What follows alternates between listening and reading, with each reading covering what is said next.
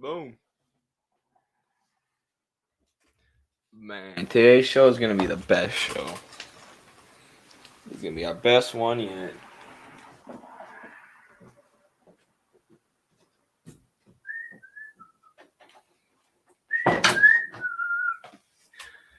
Maybe not my most planned. Maybe not my most planned stream. Maybe not the most informational.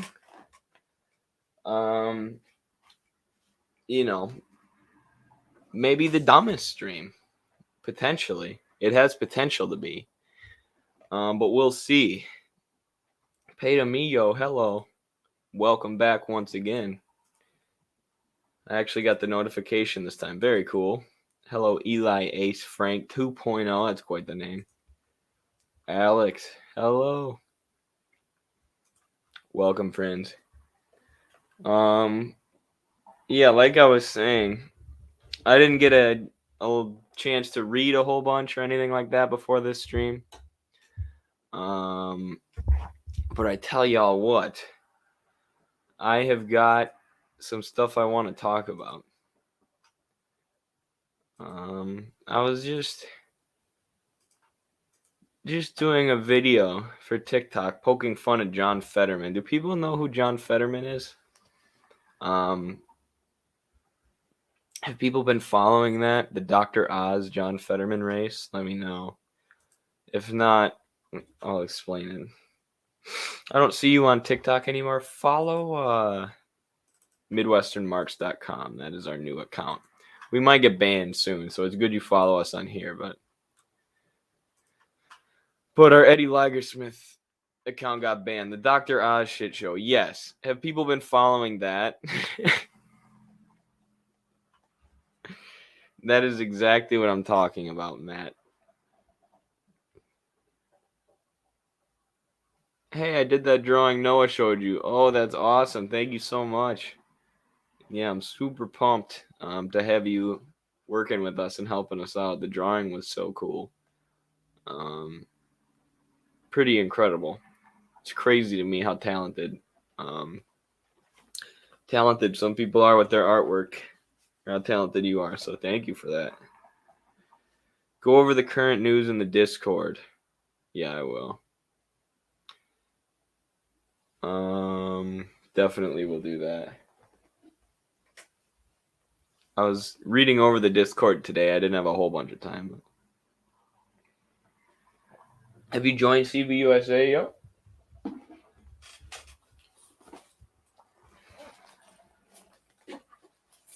One sec. I'm getting my membership card. I should have explained that. Boom. Peace, equality, democracy, socialism. CPUSA, baby. Yo, Eddie. Yo, how's it going? Well, I'm glad to have everybody on here.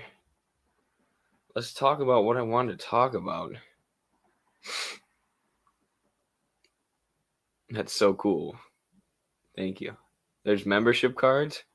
I got one.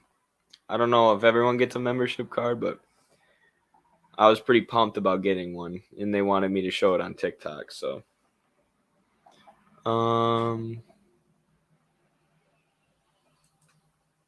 Shoot, I forgot to bring up the article I wanted to bring up.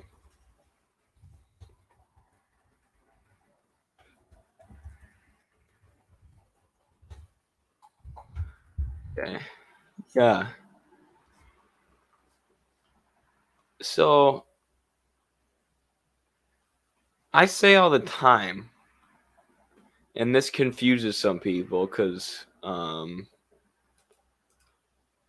because obviously we run a politics website, and I majored in politics, got my bachelor's in it, but I'll tell people, like, I can't follow politics. I just can't do it. I can't follow, like, the day-to-day of American politics, what's going on in Washington, what people are mad at the squad for. Dang, I can't get my hat to sit right. What people are mad at the squad for this week, or what people are mad at the Republicans for, because they're all corrupt. And what the whole thing really is, in my opinion, in the US at this point is like a circus. A lot of it is just a circus to keep people entertained, at least when you talk about Fox News and MSNBC and CNN.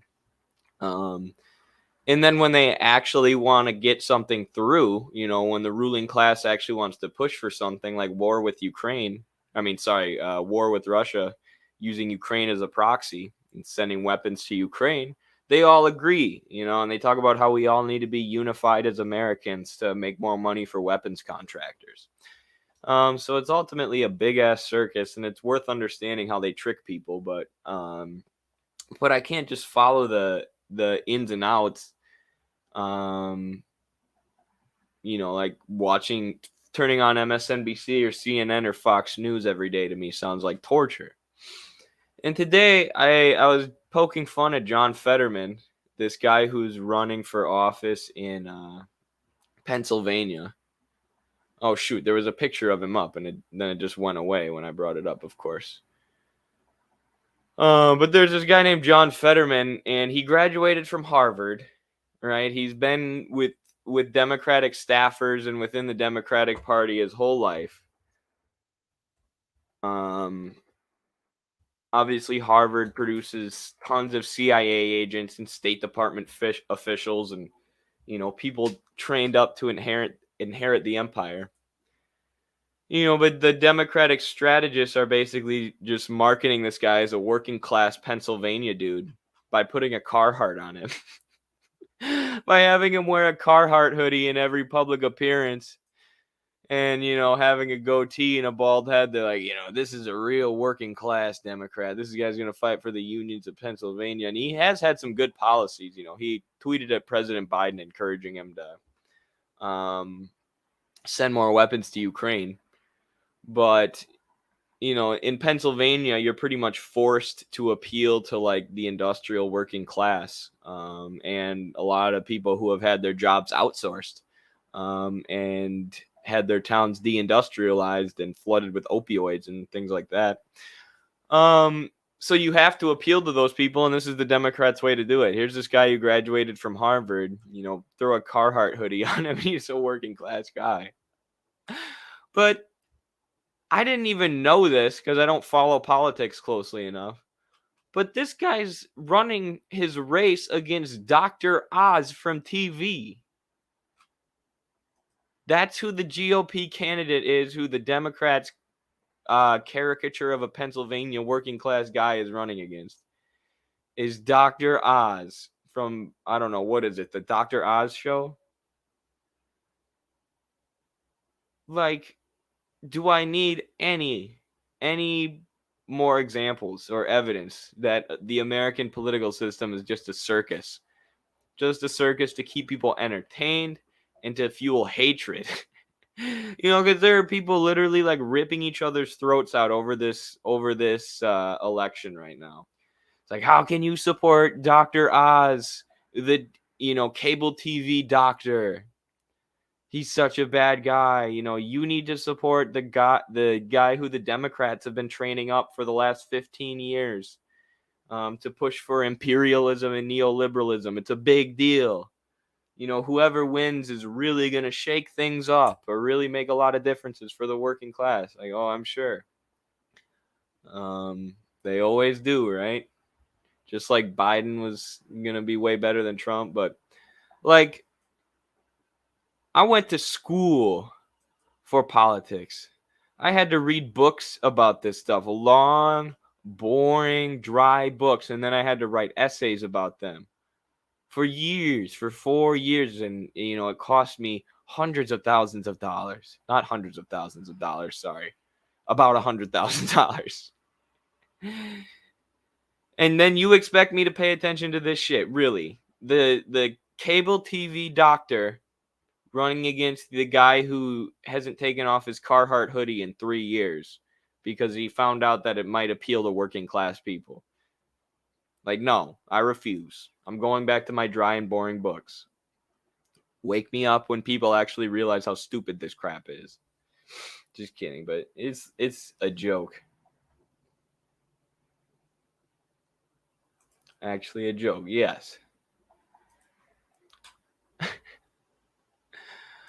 I just can't believe it. What's with I mean, celebrities running for office has always been a thing in the U.S.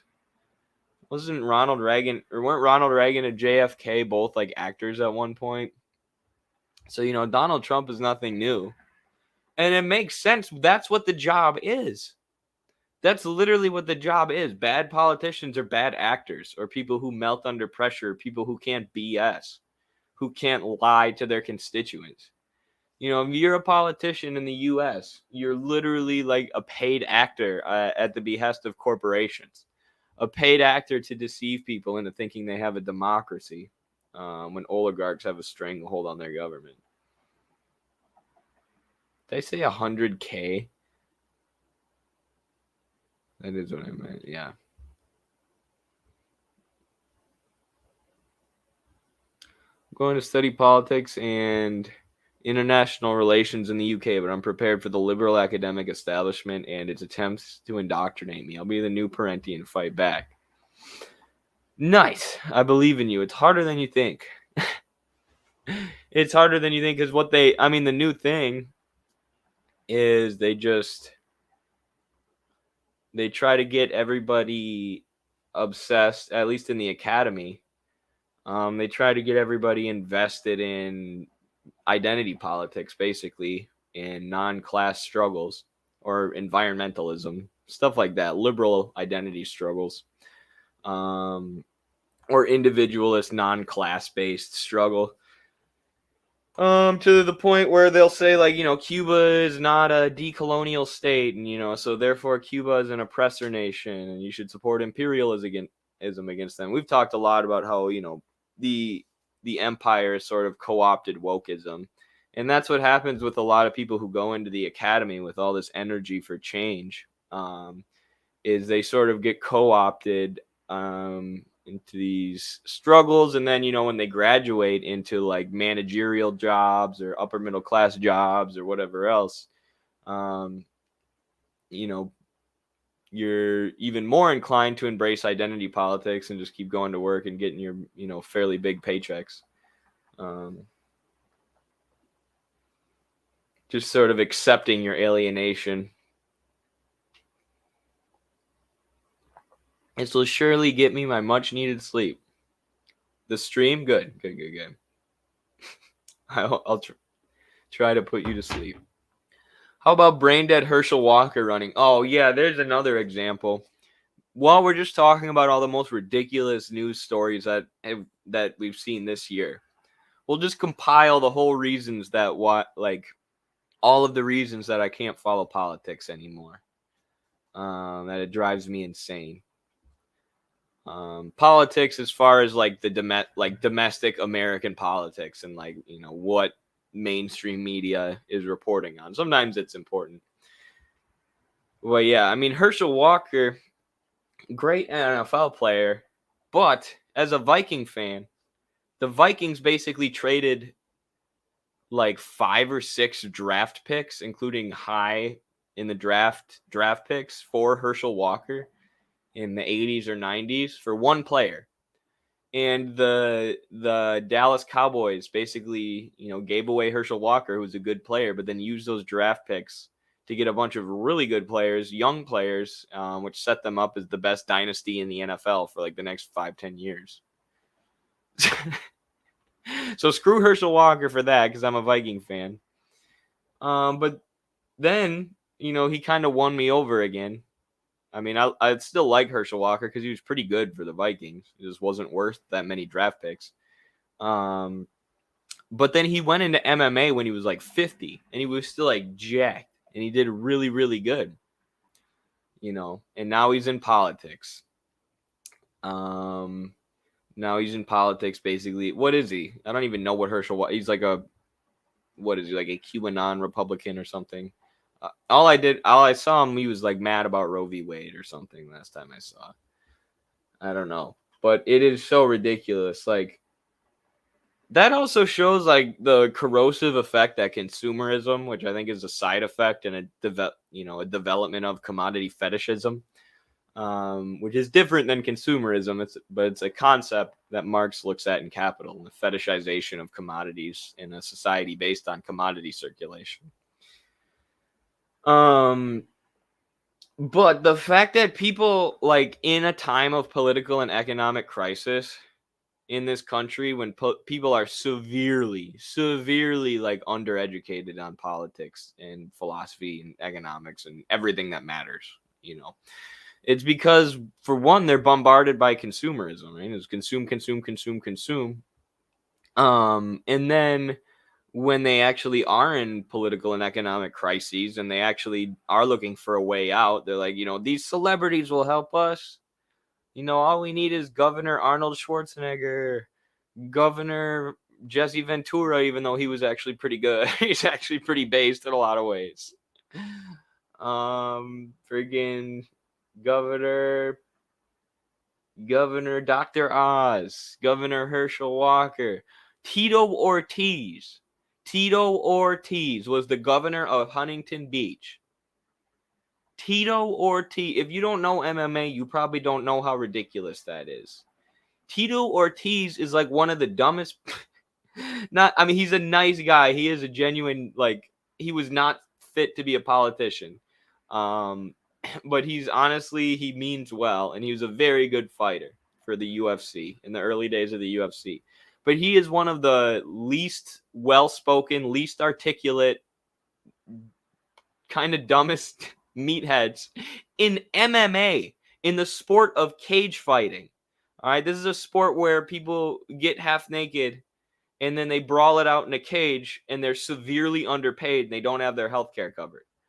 Okay, so it's not drawing like the geniuses of society. There are a lot of meatheads in MMA, and Tito Ortiz is one of the worst. And he was elected to a serious office. He had a serious position that he had to do town halls where people went and presented their real life problems, the real problems of the community, to Tito Ortiz, the former UFC champion, as if he was going to help them with their problems.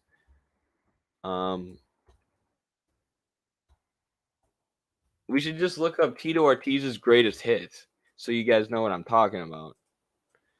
This is inside Tito's tumultuous time as mayor. This job isn't working for me, he said. No way. That's crazy that Tito Ortiz couldn't be the governor. Hey, you. Yeah, you.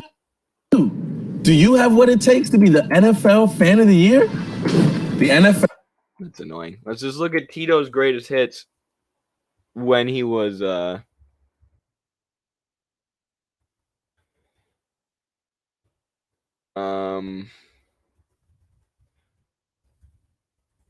when he was fighting. Like, this guy couldn't even form a coherent sentence compared to MMA people.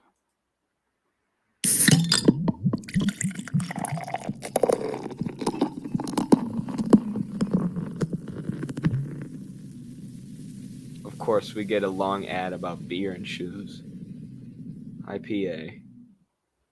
New phone? Grosser taste for with more US money. Cellular, I got to pick IPA. any phone that I wanted for free. Drink a Busch Light. Tito Ortiz has always been one of the main smack talkers from back in the day. I mean, do you ever take offense to what he says? Like, maybe like how Khabib took offense to what Condor was saying? You know what? I don't think he's smart enough to say something to get me pissed off. I mean, I don't know. He's never. I'm an interpreter here for Fyodor Emelianenko. Everybody had question of what type of heavyweight you were. You've showed it once on Tim Sylvia in 38 seconds. You've done it again against Andrei Arlovski in 3 minutes and 34 seconds. Let me tell you how you're feeling right now. That's Tito Ortiz. That was a governor. So people are so trapped in this consumerist mindset. They look for celebrities like Tito Ortiz to get them out of their political and economic crisis. That's my theory on it. Give me a light beer, alpha males. Yeah, only alphas drink Busch Diesel. I know this is totally unrelated to Tito Ortiz, but I'm looking to get into into guitar and learn. Thoughts on acoustic versus electric? I'm learning electric. Electric is easier to learn. Electric will not hurt your fingers so bad when you're first learning to play, which acoustic, like, it's going to be rough on your fingers. But just go really slow. Learn really easy songs first and just, toughen up your fingers with time. You can learn with an electric for sure. Like, it'll be quicker going probably. You won't gain like the calluses on your fingers that you would through acoustic, and if you learn acoustic, it's hard to then, it's easy to then switch to an electric. But if you're used to electric, it's harder to switch to an acoustic, I feel like. Momo, yo, Eddie, how you doing? Good. How are you? I feel like I haven't seen you in forever. No ad block? Dude, I had ad block. I don't know what happened to it. Glad you're still based, Eddie. Thank you. Tito is stupid. Yeah, I know. It's crazy. To be fair, that they take a lot of hits to the head. That has to have a toll on your brain. True. And Chuck Liddell, the guy who was saying Tito's not smart enough to say anything to make him mad, he's definitely like punch drunk from getting hit in the head. He slurs his words kind of like this when he kind of sort of like he's buzzed when he talks. But he's not, he hasn't gotten like dumber or, had any cognitive problems from it other than that, I don't think, that I've heard about. But yeah, I'm sure a lot of those guys have. Like Muhammad Ali towards the end of his life was in rough shape. He had Parkinson's, and I will pull up that TikTok you just shared, Jacob, and we can watch it right now. Because as I said earlier, I don't have as much planned today for the stream as I usually do. I just want to talk about John Fetterman versus Dr. Oz. That's just funny to me that Dr. Oz is running. Yo, I'm probably late to the joke. Hearings? Shit is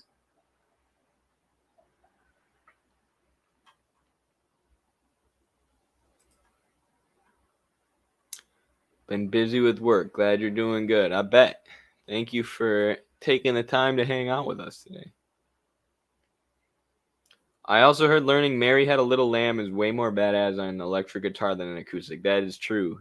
Eddie Van Halen said that himself. All right, let's watch this TikTok that Jacob sent.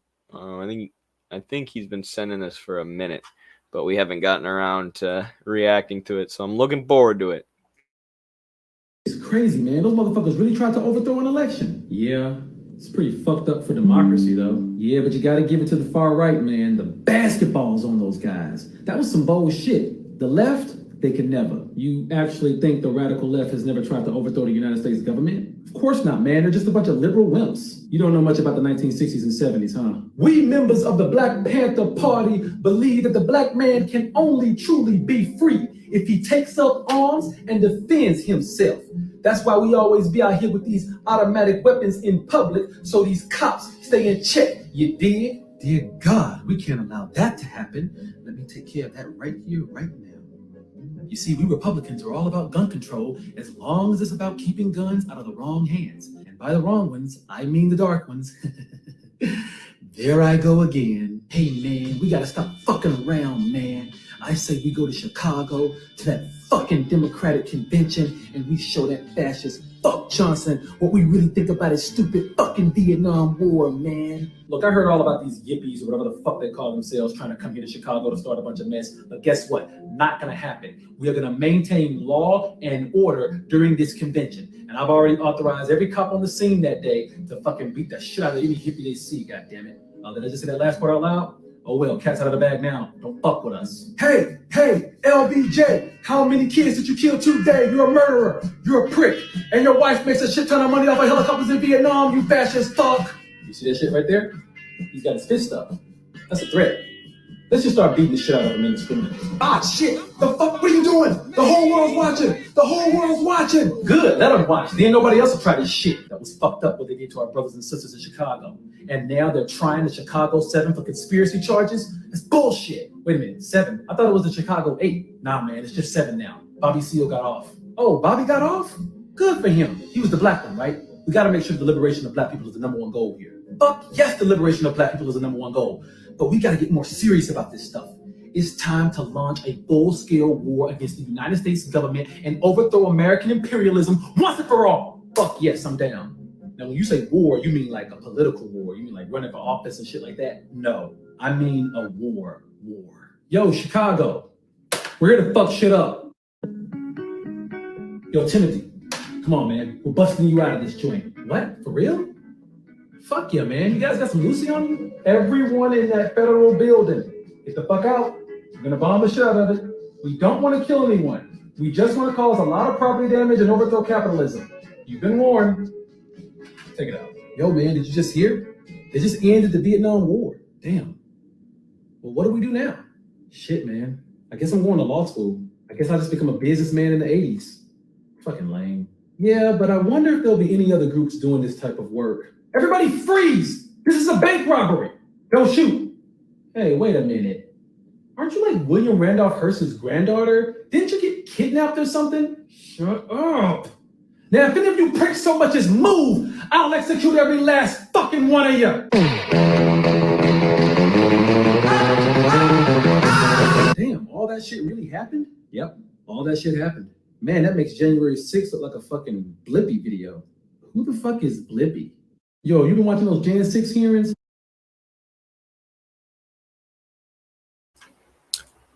So that's an interesting video. I don't like how they tie all those movements together though. Because those movements were not all the same thing.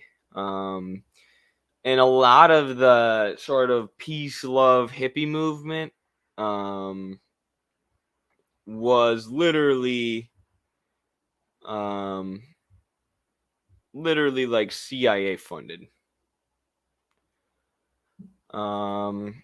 Because they wanted people to focus on that, you know, just like sort of peace, love, abstract,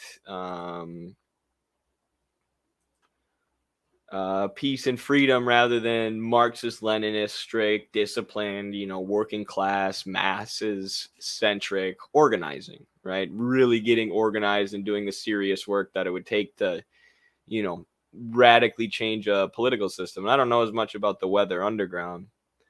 But to say that, you know, the hippie movement were the same as the Black Panthers, were the same as the Weather Underground was not the same thing.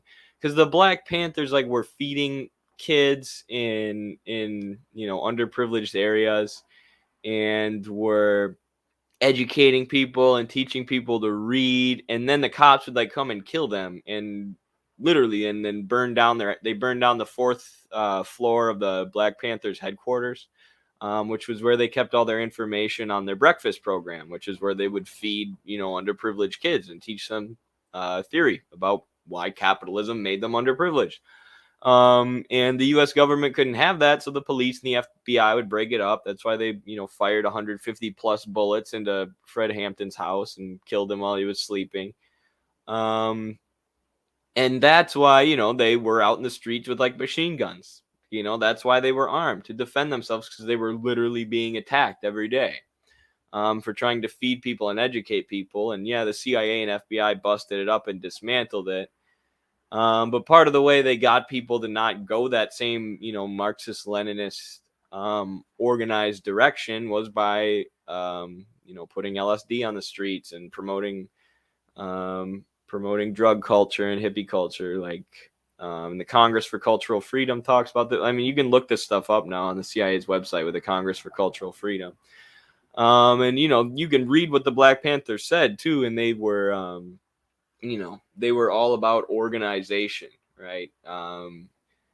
Organization being the key to liberation, right? Not just abstractly saying, you know, we want freedom and peace or whatever, but making specific demand, being armed, being organized, feeding people, educating people, expanding the movement. Yeah, and when, you know, Fred Hampton, to talk about him a little bit, when he joined the Black Panther Party, within the first like month or whatever of him being within a position of power, they actually had to stop taking new people into the party because they couldn't vet everyone fast enough, because they had so many new recruits who wanted to join, who were inspired by Fred Hampton, that they couldn't, you know, filter everybody into the organization fast enough, or they didn't even have a job for everyone yet. And that he was sort of one of those like Leninist figures of history who you can tell people were just drawn to and wanted to be educated by, and believed in and were willing to follow. And that's why the FBI and the Chicago police killed him when he was 20 years old. So that's how they've tried to snuff out any Russian Revolution happening in the US. But there's been other ways that they've done it via controlled opposition, manipulating drugs and the drug trade for their own purposes. Bless you, Eddie. You're doing a lot's work. Thank you. Thank you. Thank you. I'm just trying to inject some reason into this discourse and get people to organize, huh?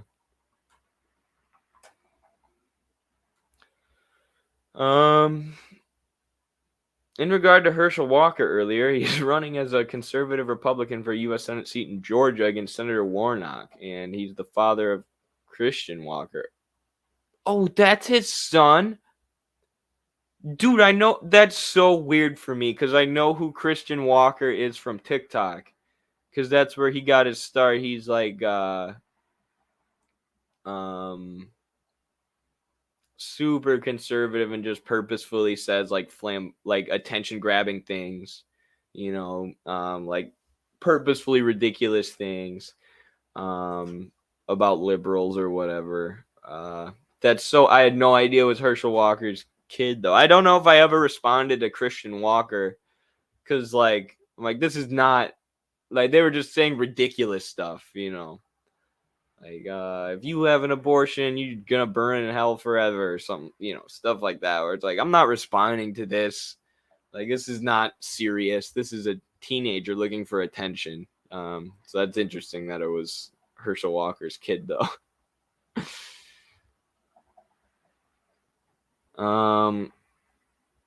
Do you remember in one of your videos you referred to a mutual aid guide website or something sort of? Well, there's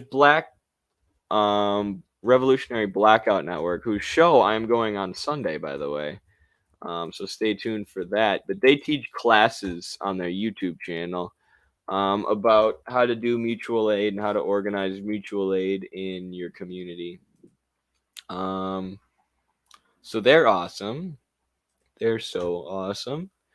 And I will send you their channel right now in El Chat. Sent.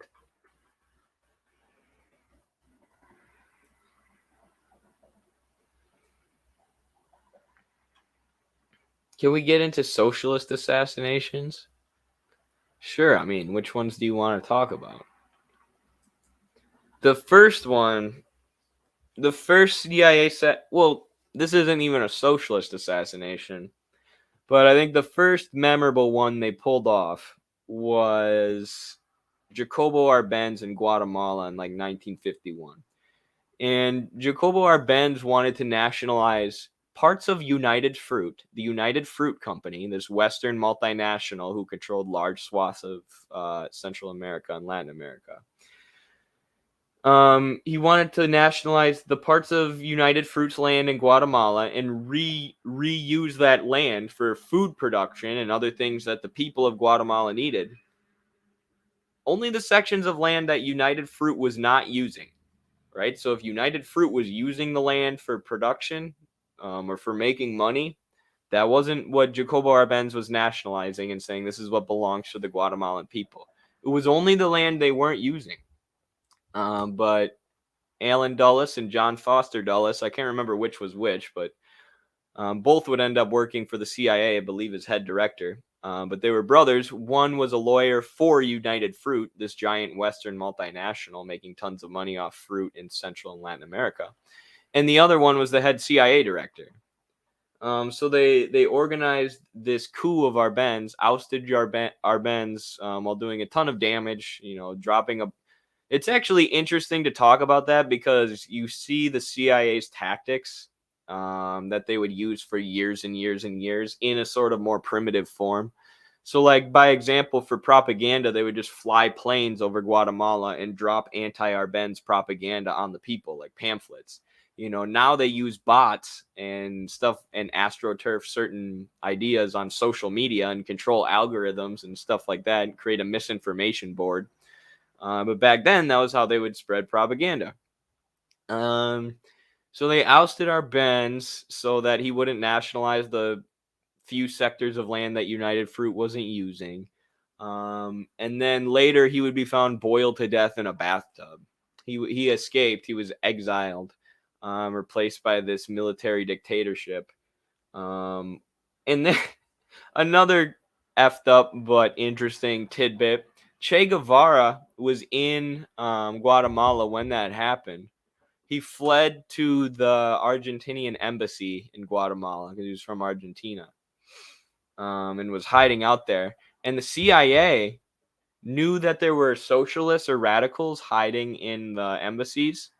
So they were trying to get, I can't remember the name of the guy who the U.S. got to do the coup, and who ran the military dictatorship after our Benz.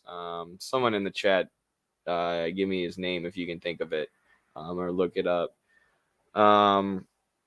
But they were trying to get that guy to kill everybody in the embassy. They were saying, search all the embassies and kill anybody with leftward leaning associations. And he wouldn't do it because he's like, I'm not even that popular, right? I just overthrew this, more popular government via violent coup. If I just massacre a bunch of people in the embassy, how do I know that the military or the people aren't going to turn on me? And so he didn't do it. That allowed Che Guevara to escape. And since then, the CIA has been more brutal and more willing to kill and torture. Like Augusto Pinochet, after he then took power in Chile, rounded up 10,000 different leftists and murdered them in the National Soccer Stadium. So they learned from the quote unquote mistakes of the past. Carlos Castillo Armas, thank you. Yes, that was his name. That was who led the coup. That was the U.S., the CIA's man on the ground. And that was the guy who said, no, I'm not going to order the military to massacre everybody in the embassy. So Che Guevara escaped, and less than 10 years later, he would overthrow Batista in Cuba. And the U.S. would be like, damn it. Let him slip right through our fingers. Are you for or against the student loan? I'm against the student loan. I've got the student loan. So, that one might be totally selfish. That might be me showing my academic, professional, managerial classness or whatever, but I don't care. Student loans are stupid. Higher education should be accessible for those who earn it through their merits in studying.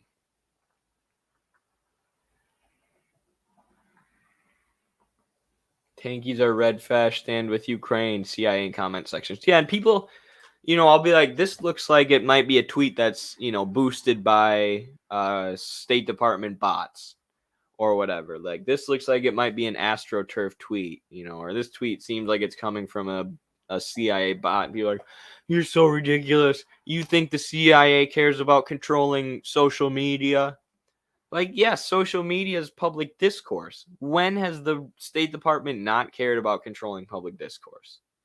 They've always cared about controlling public discourse. Of course they're doing that. And now, of course, it's been proven many times over the last decade. Yeah. What do I think about the people who paid the loan? I think those people deserve a lot of economic benefits too. The thing is, I'm not a liberal Democrat saying that we should forgive student loans and that's it, right? That's my whole platform.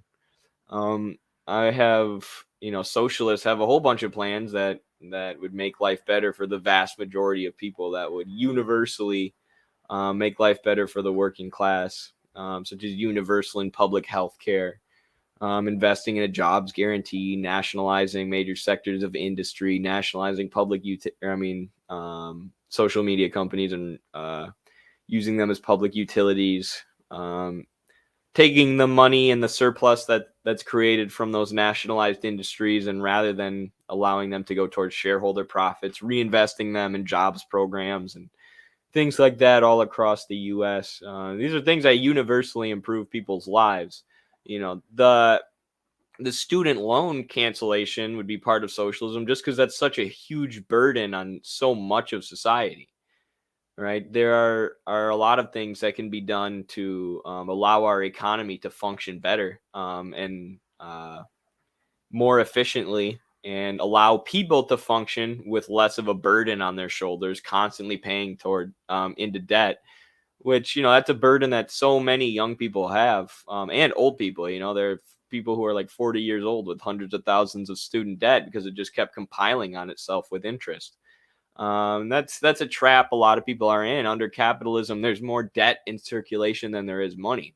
So really, the socialist solution is more about nationalizing the banks, getting public control of the banks rather than allowing them to be private vultures who purposefully trap people in debt to charge them interest forever. And that would involve cancellation of a lot of debts, right? Credit card debts for people who, not just, students. The U.S. Citibank or U.S. Bank, I was doing some research for my Venezuela book the other day, and they said they were doing $100,000 in humanitarian aid to Colombia, which was just setting up a bunch of banks to give people credit cards. So they're spending a bunch of money to give people credit cards because they want people trapped in debt. Right? They want that interest to compile on people, so they're paying the bank more and more and more and more, and yet they sink deeper and deeper and deeper. Student loans work the same way, but that's how any loan works. That's why so many like ancient religions banned usury and said like putting interest on loans is the most evil thing, or it shows decay of society because it's humans just blatantly ripping off other humans legally and using debt, which keeps people trapped, as a way to rip people off and exploit them more and more. So if we start forgiving student loans, why would we stop there? Like, why not also cancel credit card debt or house debt? There you go. Yeah, that's the plan. So yeah, don't stop there.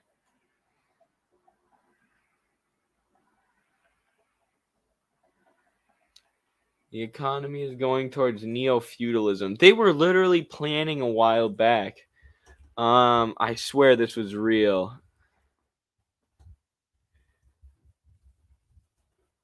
It was like they were planning some kind of like city where you would like live and work. It was like Amazon City or some weird thing like that. Yeah, they were going to build a small city around Amazon. I guess this wouldn't be like having the workers there, but either way, we're still moving towards neo-feudalism because of the level of concentration and the level of monopoly in this country. What is this? God, rich people are so ridiculous.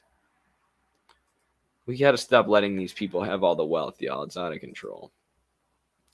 What did... This is something funny Jeff Bezos said. Jeff Bezos doesn't believe in a work-life balance. It's actually a circle. You just never leave work. You just work for Jeff all day in a circle. Forever. Jeff, Jeff, Jeff, Jeff, Jeff, Jeff.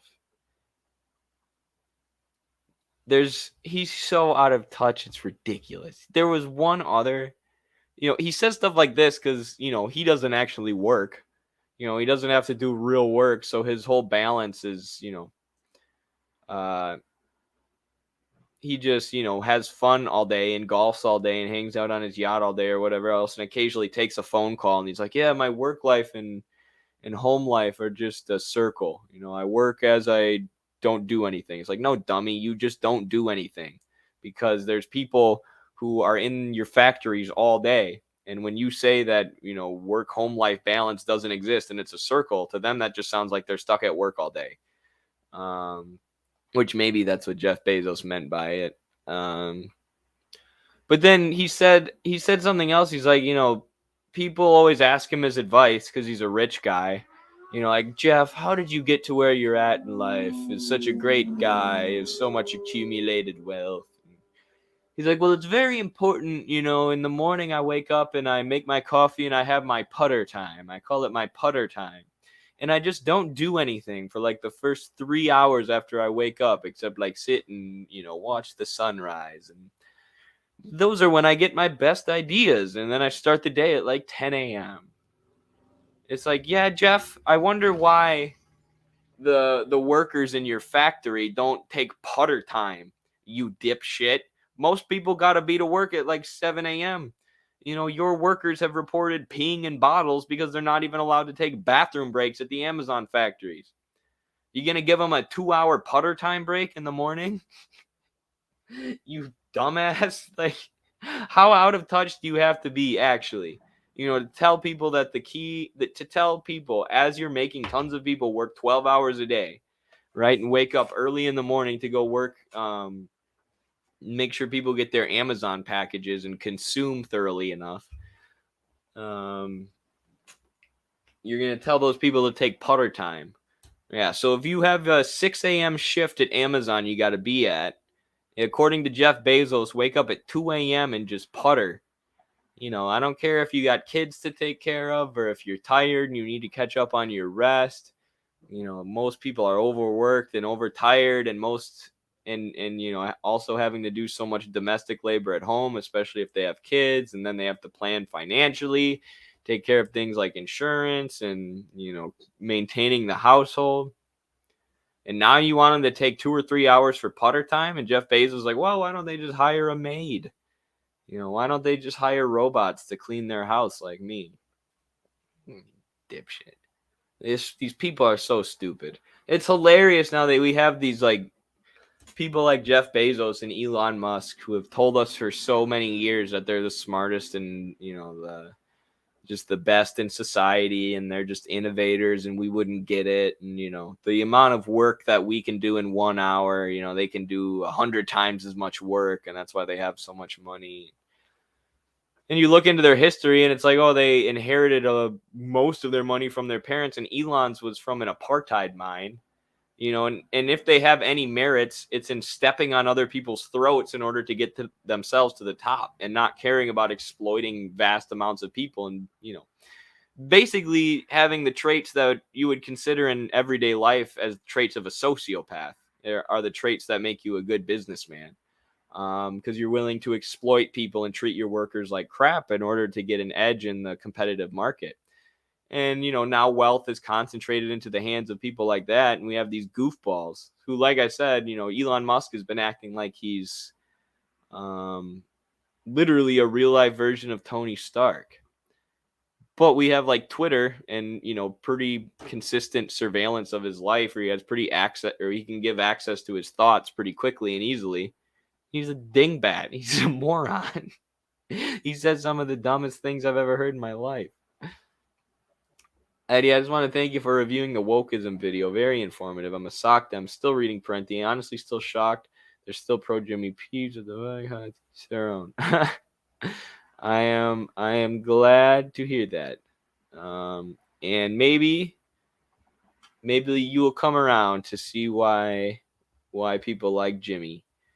Because he has millions of followers, many whom were apolitical or were right-wing before finding Jimmy Dore, and now they hate the corrupt political establishment and are becoming anti-imperialist. And that's a good thing. And sock dems in this country mostly focus on culture war battles, so I'm really, really, really, really glad you enjoyed the wokeism video we did, because class battles are more effective in struggling for real change. What is this? Marxist claptrap? What am I obligated to talk to you the whole time? Yeah, it is Marxist claptrap. I get to talk if I get to go on rants if I want. It's my stream. You're free to leave. I don't have to talk to you. Especially when there are much more intelligent people in the chat.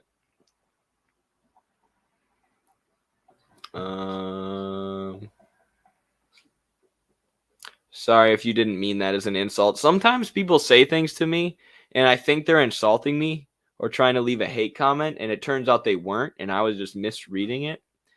And then I feel terrible. But so sorry if that's the case. But your TikTok where you talk about Operation Condor? Yeah, I can put that on.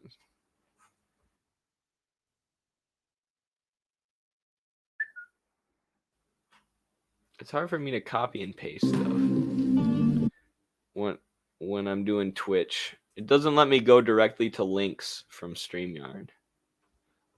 So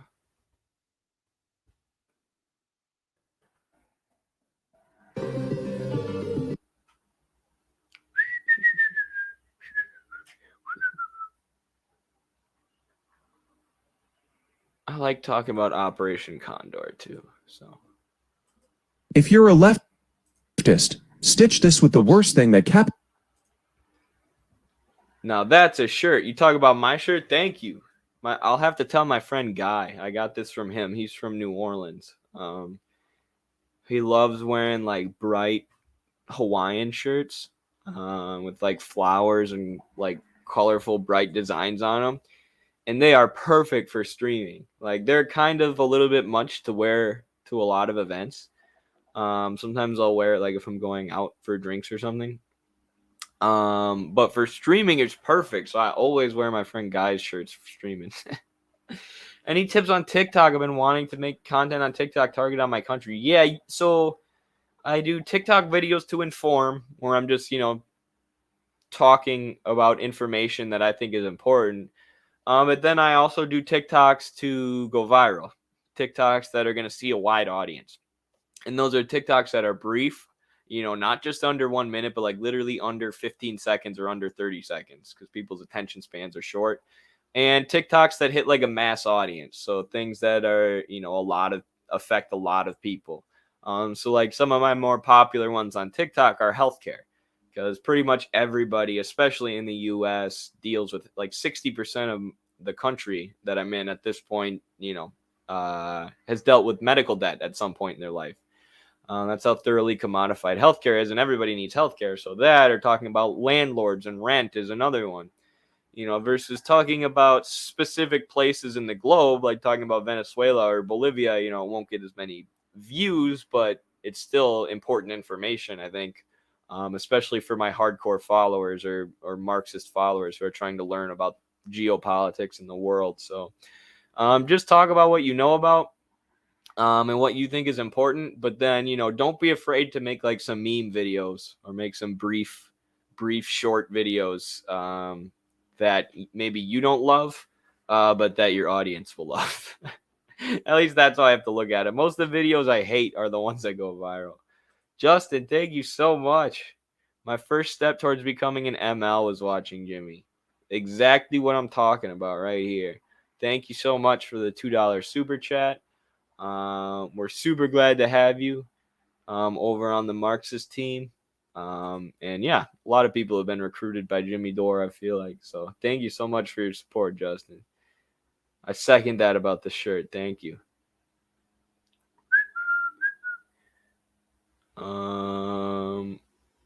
Some idiot made a video about the Nazis being socialist. Oh, there's so many of those on TikTok. Like, why do we have to keep having this argument? I'm so tired of it. We will watch that. Let's watch this one quick, because this was like a TikTok trend that Jacob responded to. capitalism has done. Operation Condor. It's the worst thing capitalism has done. That's what the original video said. Operation Condor. For those of you who don't know, Operation Condor was a series of regime change efforts spearheaded by the CIA and the US State Department to overthrow socialist governments throughout Latin America from the early 50s right up till the late 80s. Some great examples of this were the 1954 Guatemalan coup, which took place because of leftist president Jacobo Arbenz wanted to nationalize the United Fruit Company. and he was replaced by Carlos Castillo Armans, who was a U.S.-backed and right-wing military dictator. The 1973 Chilean coup, which overthrew the democratically elected Marxist president Salvador Allende. And he was replaced by Augusto Pinochet, who was a CIA-backed right-wing military dictator. And one event that should not be overlooked is CIA involvement during the Nicaraguan Revolution, in which the U.S. State Department and the CIA wanted to overthrow the socialist Sandinista government of Nicaragua, which resulted in this fucking asshole openly declared support and funded the Contras, which were a far-right military group that was also committing human rights abuses during the Nicaraguan Revolution. When it was revealed that the Contras were committing human rights abuses, Ronald Reagan, along with the CIA and the U.S. State Department, were officially barred by Congress from providing further aid to the Contras. But Ronald Reagan wanted to continue funding the Contras anyway, despite knowing that they were committing human rights abuses, which led to the Iran-Contra affair. And this involved selling arms to Iran, which Iran was under an embargo because we were supporting Iraq during the Iraq-Iran war during the 80s. And then the CIA diverted funds from that arms sale to the Contras, which violated the Boland Amendment. And that was technically high treason. But before Reagan could be impeached for it, it was well into his second term. But hey, anything to stop those fucking commies. Nice. Great job with that video. I think you asked me to criticize anything about it. I think everything you said was accurate. The only thing I can think of is I don't know if the Guatemala coup was actually part of Operation Condor. Because Operation Condor is I think it's generally considered to have started with either the coup in Argentina, which put in power one of the worst military juntas that the CIA ever backed. One of the most murderous, who the CIA trained up in the torture techniques they developed in MK Ultra, and gave kill lists of various officials. But I think the first Operation Condor, or it was either that one or a Pinochet in Chile, and it's usually considered the southern cone of Latin America versus Guatemala's more Central America. And I think Guatemala was more of a collaboration between the Dulles brothers, like I said. This one Dulles brother had a connection with United Fruit, and he was able to pull strings within the CIA. But I mean, it's still accurate. It's still everything you said was true. Everything you said that they did in Guatemala, they absolutely did. I just don't know if it was part of Operation Condor itself. But I mean, I agree that it was the worst thing the U.S. has ever done. And Operation Condor, like when people talk about how the Cold War was a Cold War, right? How there wasn't any fighting in the Cold War. It's like, yeah, there wasn't any direct fighting between the U.S. and the Soviet Union, as in there wasn't any, their troops weren't invading each other, and the Soviet Union and the U.S. weren't destroyed. But there were so many people killed in the global South and in Korea, in Vietnam, in the entire southern cone of Latin America, in Central America, like Nicaragua and Guatemala, which Jacob both mentioned, in Africa. Millions and millions of people were killed in, what people say is the battle between socialism and capitalism, but it was really the battle for freedom and for liberation, which is the battle for socialism versus capitalism and imperialism. And capitalism, imperialism, in order to maintain themselves, did some of the most disgusting, heinous things you could possibly imagine, like, MK Ultra, where they developed all these torture techniques, and then Operation Condor, where they took those torture techniques and trained them to these right-wing CIA-backed neoliberal dictators who were also working alongside of U.S.-backed economists like Milton Friedman, who helped them induce shock therapy on their economies, moving towards neoliberalism, which had horrible effects on the people, mass unemployment and mass poverty, along with these killing and torturing campaigns, including the public executions that Augusto Pinochet carried out in Chile's national soccer stadium, where anybody with a left-leaning ideology was murdered for the whole public to see.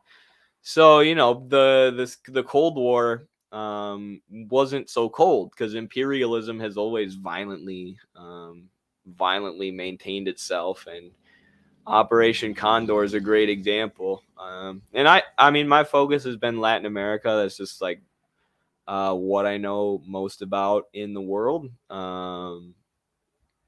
And so, maybe that makes me biased towards thinking Operation Condor is like the worst thing the U.S. government has ever done, especially because nobody like knows about it though. Now you bring up Operation Condor and nobody knows what you're talking about. Like, there was another thing going a while back where, when Russian athletes were getting banned, like they were talking about banning the Russian wrestlers from the Olympics and stuff. And they're like, well, Putin invaded Ukraine, so yeah, we have to ban Russians. And there were liberals in the wrestling community saying this.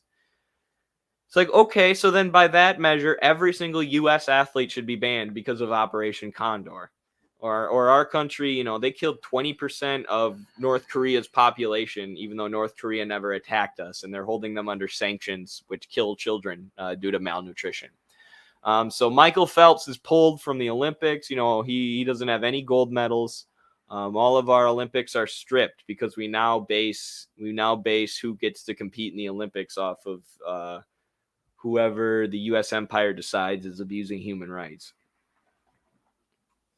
Economic Hitman by John Perkins. That's a good one. It's also in Open the Veins of Latin America, I believe, and then The Shock Doctrine by Naomi Klein.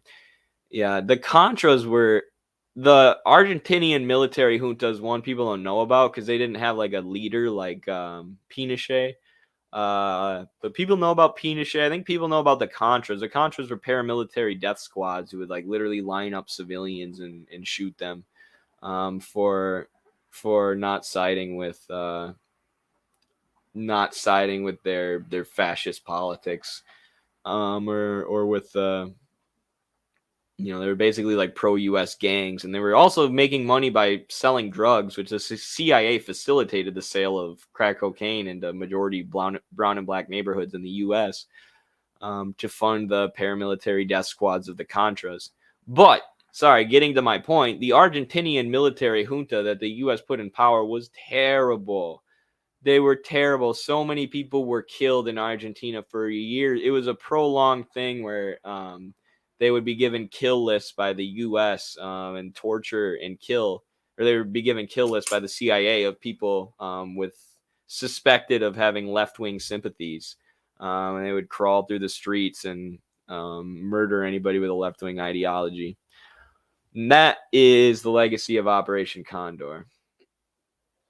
So the Cold War is just the front for the hot wars imperialists are carrying out in the global south. Hell of a way to cover war crimes and domestic education system when I think about it. Yeah, that's my, and maybe I should write a book on that or something, because I haven't heard anyone else argue that. But that's basically my theory.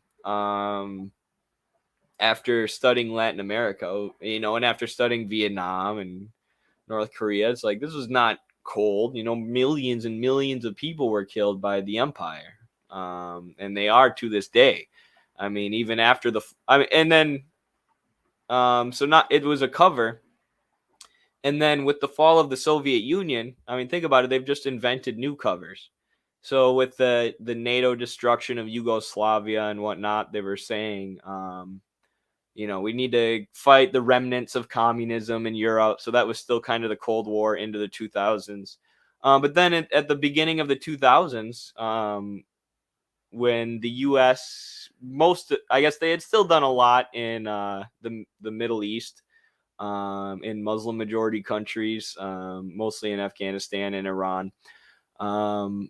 But in the 2000s, they switched their propaganda strategy, their cover, for carrying out war against the whole world. And they start fighting the war on terror, and the war on terror is used as the justification for Afghanistan and Iraq and Syria and Libya.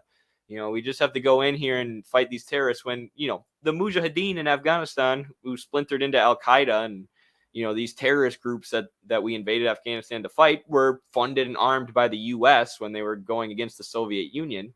So we're invading them to fight the same terrorists we armed and funded. And then in Libya and Syria, the U.S. have been the ones funding, arming, and backing the terrorists, the same way they've done in Ukraine with Azov Battalion. except they've looked at every separatist extremist group that exists, every rebel group that exists in Libya and Syria, and, you know, helped weld them together into these coalitions, these rebel coalitions, anti-government coalitions, which are just pro-Western extremist separatist coalitions. And like with Libya, there was never even any group to take power afterwards, right? There was never any plan after the U.S. overthrew Gaddafi. So they left the country with no central government in complete chaos. Warfare broke out, and civil war broke out. An open-air slave market returned to Libya after the U.S. left. You know, so that was the U.S. shifting from, oh, we're not fighting the Cold War anymore. Now we're fighting the war on terror, right? Which is a never-ending war against an enemy that doesn't even, you know, exist materially. How do you win a war on terror? Do you kill enough Muslim people? I mean, that seemed to be the U.S.'s goal. You get enough profits for oil companies and whatnot in the Middle East. That's winning the war on terror, I guess. And now it's this new Cold War. It's Russia, Russia, Russia, China, China, China. Russia evil, China evil. They're the biggest threats to American democracy. But, you know, this is not going to go the same way as the war on terror and the Cold War went. Death to imperialism, definitely. All right, y'all, I got to head out now. Thank you for hanging with me on this stream. I'm sorry I only went like an hour and 6 minutes this time. We've been going like 2.5 hours, but I don't have the same energy in me today. Plus, I didn't have any videos planned to watch. So thank you all for hanging out. Thank you for your support. Thank you for the super chats. Thank you for supporting on patreon.com/MidwesternMarks. Thank you, everyone. Much love. Based and Ed Pilled. I love it.